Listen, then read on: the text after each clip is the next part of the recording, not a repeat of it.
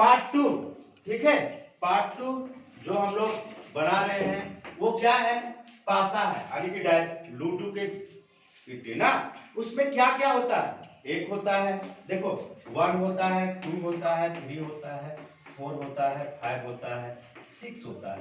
मान लो कि एक डाइस को अगर एक बार हम उछालते हैं तो उसकी संभावना क्या होगा, उसकी संभावना क्या होगा, किसी ये 6 अंक है, टोटल संख्या कितनी है, 6।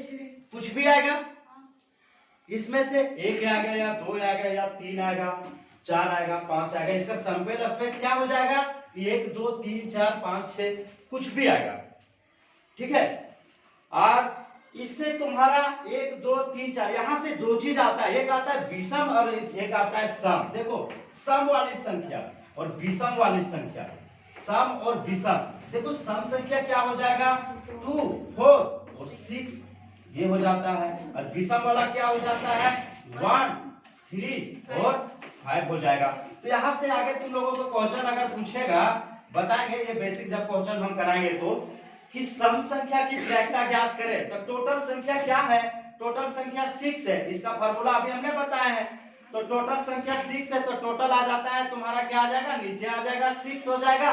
ये जब बताएंगे तो टोटल संख्या 6 हो जाएगा, और सम संख्या कितना है, 3 है। इसको काटेंगे तो 1/2 हो जाएगा। ये आगे हम जब कराएंगे क्वेश्चन तो बताएंगे। ये सम संख्या विषम संख्या की। अब बात यहाँ पे आता है कि अगर एक बार हम उसको उछाले, लेकिन 2 डाइस, अगर 2 डाइस को अगर हम 2 बार उसको उछालते हैं, मतलब एक ही साथ में उछालते हैं, तब क्या आता है, तब इसका क्या संभावना है। तो ध्यान दोगे कि इसका फार्मूला भी है। देखो 6 के पावर 1 करेंगे 6 आ जाएगा, 6 के पावर 2 करेंगे तो 36 आ जाएगा। देखो हम अभी बता रहे हैं कि 36 होना चाहिए, लेकिन वो 36 कैसे होगा, इसको हम लोग प्रैक्टिकल करके देखते हैं। यहाँ पे मान लो कि 1 हो गया, 2 हो गया, 3 4 5 6, यहाँ से 1 2 3 4 5 6, ये ध्यान दोगे।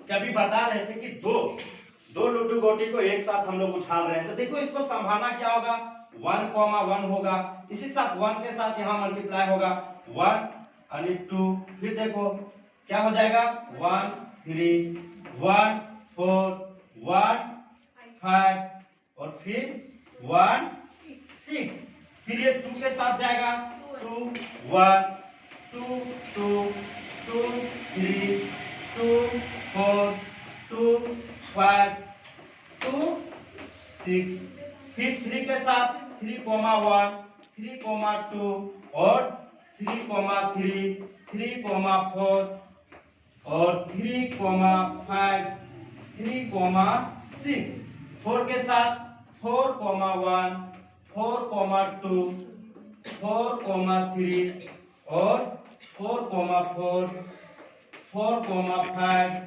और 4,6, 5 के साथ 5,1 5,2 5,3 5,4 और 5,5 और 5,6, 6 के साथ। देखोगे ये लिखने का कॉन्सेप्ट है, कैसे हम लिख रहे हैं, दोनों को हम एक साथ में इसको उछाल रहे हैं, तब क्या आ रहा है, देखोगे 6,1 6,2 6,3 और 6,4 6,5 और 6,6।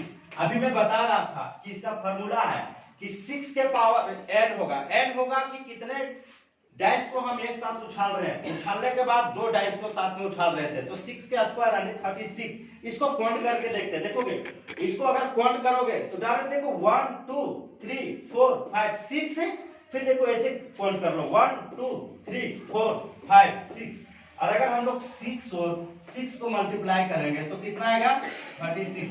ये मैच कर गया। ये ऑब्जेक्टिव के लिए काम करेगा कि डायरेक्ट अगर एक डाइस के साथ पूछे, आप तो 2 डाइस के साथ, 3 डाइस के साथ पूछता है कभी कभी कि अगर 3 डाइस को एक साथ हम उछालते हैं तो उसकी क्या होगा, तो कर देना है 6 के पावर 3 कर देना है।